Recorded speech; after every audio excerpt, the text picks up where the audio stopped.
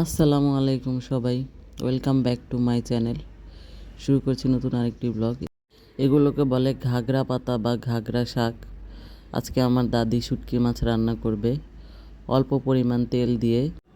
আজকে আমি আপনাদের দেখাবো আমার দাদি কিভাবে শুটকি মাছ রান্না করে।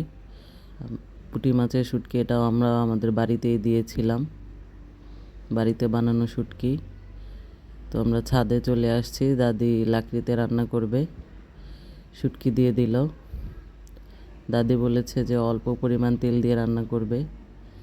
তো আমরা সবাই এক্সাইটেড দাদির হাতের শুটকি মাছ খাওয়ার জন্য। দেখুন কি অল্প পরিমাণ তেল দিল। দাদি আমাদের বলে আমরা নাকি তেল চর্বি খেয়ে খেয়ে শরীরে অসুখ বাঁধিয়ে ফেলছি। সেই জন্য দাদি আমাদেরকে দেখাবে কিভাবে অল্প পরিমাণ তেল দিয়ে স্বাস্থ্যকর খাবার তৈরি করা যায়। সব কিছু কুটে নিয়ে আমরা বসে পড়েছি। দিয়ে দিলাম এখানে মরিচ। চুলার আঁচটা জ্বলছে খুব ধীরে ধীরে, খুব বাতাস। মরিচের গুঁড়ো দিল, হলুদ গুঁড়ো দিল 1 চা চামচ করে, 1.5 চা চামচ করে দিল।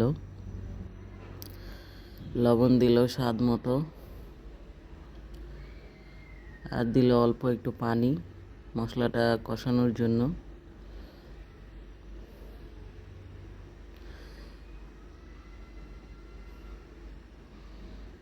চুলার অপোজিটে বসছি, চুলা প্রায় নিভে যাচ্ছে, আমার চোখ জ্বালা করছে।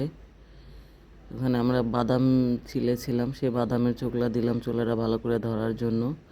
খুব বাতাস ছাদে, দেখুন চুলা নিভে গেল। আমি শেষ, চুলার অপোজিটে বসে, বাতাসে সব ধোঁয়া আমার চোখে মুখে ছিটে আসছে, চোখ দিয়ে পানি বের হচ্ছে, কান্না করছি আমি।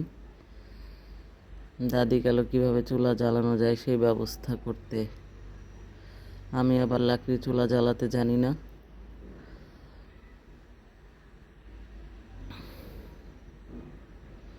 দেখি কি ম্যাজিক করে দাদি। এদিকে আমার চোখ জ্বলে ছারখার হয়ে যাচ্ছে, চুলা জ্বলার খবর নেই। যাক আলহামদুলিল্লাহ, চুলা জ্বলে উঠল। আর মশলাটাও বলক চলে আসছে মশলার। এখন সবজিগুলো দিয়ে দিল দাদি।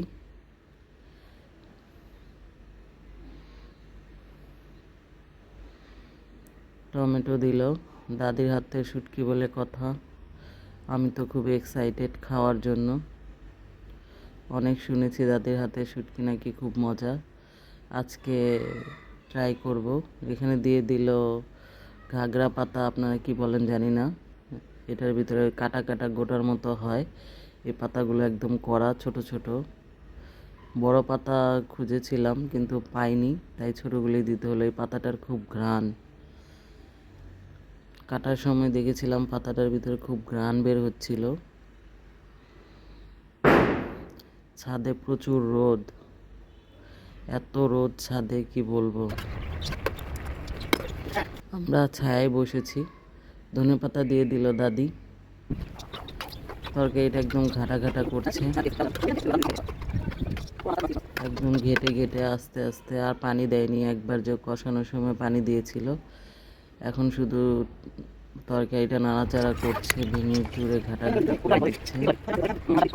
দেখুন আপনারা।